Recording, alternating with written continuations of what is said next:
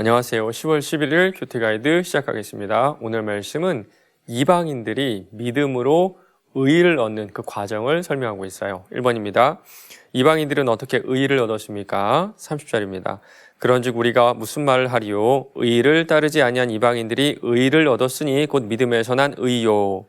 믿음으로 얻는다 그러죠. 그렇다면 의의가 뭘까요?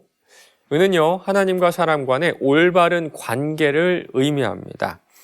바울은 로마서 전반부에서 하나님의 백성이 아니었던 이방인들이 왜 구원을 얻게 되고 약속의 말씀을 받았던 유대인들이 왜 구원에서 배제되었는지 설명을 하고 있죠.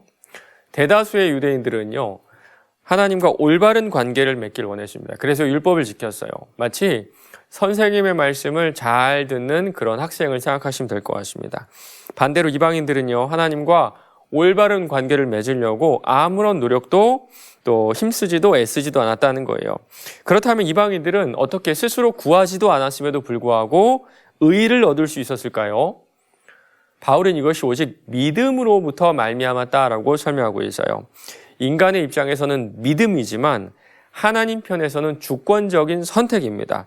맞습니다. 구원은요, 오직 하나님의 은혜로운 선택에서 주어지는 거예요.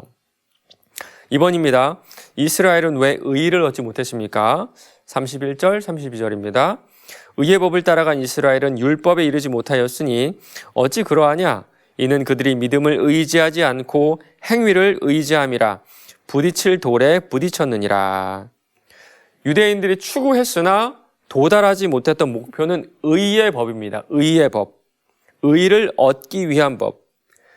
조금 전에 의의는 하나님과 올바른 관계를 맺는 것이라는 설명을 드렸죠. 그렇다면 의의 법은요, 하나님과 올바른 관계를 맺는 원칙 혹은 규칙, 어떤 방법일 겁니다. 쉽게 말하자면 613개의 명문 조항으로 되어 있는 율법이에요. 그런데 그 율법을 따라간 유대인들이 도리어 율법에 이르지 못했다 그러네요. 도대체 무슨 뜻일까요? 하나님은 유대인들을 거룩하게 하기 위해서 율법을 주셨습니다.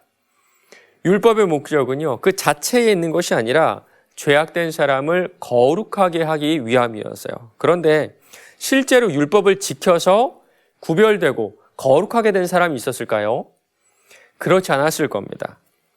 겉으로는 지킬 수 있어도 속으로는 여전히 이방인들과 똑같은 죄를 짓는 죄인일 수밖에 없었던 거예요. 맞습니다. 하나님께서 율법을 주신 것은 자신의 능력으로는 새로운 삶으로의 변화가 불가능하다는 사실을 깨닫게 하기 위함이고요. 그래서 그리스도의 속량하심을 갈망하게 하기 위함이에요. 그런데 유대인들은요, 율법을 지키는 그 행위에만 집중해서 도리어 그리스도를 거부하는 지경에까지 이르렀죠. 맞습니다. 율법은 이제 유대인들이 죄의 지배 아래에 있는 존재라는 것을 폭로하는 수단이 되어버렸던 겁니다. 부딪힐 돌에 부딪히게 된 거예요. 3번입니다. 하나님은 시온에 무엇을 두셨습니까? 33절입니다. 기록된 바 보라, 내가 걸림돌과 거치는 바위를 시온에 두노니 그를 믿는 자는 부끄러움을 당하지 아니하리라 함과 같으니라. 그리스도는 하나님께서 시온에 두신 걸림돌입니다. 걸림돌. 이스라엘의 완악함으로 하나님께서 그리스도란 돌을 주셨는데 이게 그들에게는 실족하게 하는 걸림돌이 되었던 거예요. 그리고 이미 하나님께서는 이 사실을 이미 말씀하셨습니다. 이사야 8장 14절이에요. 그가 성소가 되시리라. 그러나 이스라엘의 두 집에는 걸림돌과 걸려 넘어지는 반석이 되실 것이며 예루살렘 주민에게는 함정과 올무가 되시리니. 이스라엘의 실패에는 하나님의 계획과 섭리가 있었던 겁니다. 유대인들은요, 이렇게 이미 경고하셨음에도 불구하고 피할 길을 스스로 막아버린 거예요. 그러나 같은 돌이지만 예수님의 죽으심과 부활을 믿는 자에게 이 돌은 걸림돌이 아니라 산돌, 우리의 살아계신, 우리의 도움이신 돌이 되는 겁니다. 4번입니다. 이스라엘은 의의를 얻지 못했지만 이방인은 의의를 얻은 이유가 무엇인지 묵상해 봅시다. 가끔은 이런 생각이 드는 분들이 계시죠. 저분은 어떻게 예수를 믿을까? 참 완악하고 아직 부족한 게 많은데 인격적으로 성숙하지 못한 분인데 신앙 고백하시는 분이 계시거든요. 반대로 이런 생각도 들어요. 왜 저분 예수를 안 믿을까? 인간적으로 너무 좋은 분인데 예수를 믿지 않으세요. 또 이런 분들도 계시죠. 세상적으로 보면 참 많이 배운 분들인데 그분들이 신앙 고백을 하시고요. 반대인 분들이 기독교는 말도 안 되는 종교라면서 무시하는 경우도 있습니다. 정말 은혜라는 생각밖에 들지 않아요. 왜 예수를 믿는가라는 질문의 답은 은혜라고밖에는 설명이 되지 않습니다. 사실 인간인 우리에게 정말 필요한 것은 우리 안에 없지 않나요? 사랑도 희락도 화평도 자비도 절제도 우리 안에 없는 것들입니다. 특별히 구원이 그래요. 우리가 평생 동안 힘쓰고 애써도 하나님과 올바른 관계를 맺을 수가 없습니다. 오직 은혜로, 오직 은혜로, 오직 은혜로 하나님의 가족으로 삼아주세요. 마지막 5번입니다. 믿지 않는 사람은 예수를 하나님의 아들로 인정하지 않고 교회에 반감을 품습니다. 믿는 내가 이들에게 어떻게 대해야 할지 생각해 봅시다. 참 어려운 문제죠. 예수를 믿어도 우리 안에 있는 죄성은 여전히 존재합니다.